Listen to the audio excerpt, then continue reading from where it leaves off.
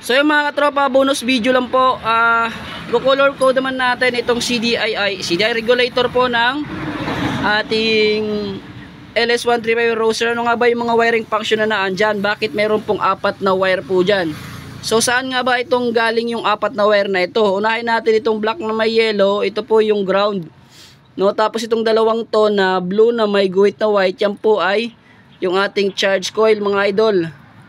Tapos itong kulay white, ayan, ito ay papunta po sa ating capacitor, kasi may capacitor po yung ating regulator ng LS135, mga idol. Ayan. Tawag nyo dyan, capacitor or condenser. Tapos yung dugtong naman yan ng white na yan, ayan, papunta po din po sa ating battery. Positive po ng battery. Yun po yung magkakarga ng battery.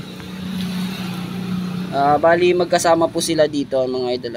Alright, so dito lang muna tayo. Peace out. Bye-bye.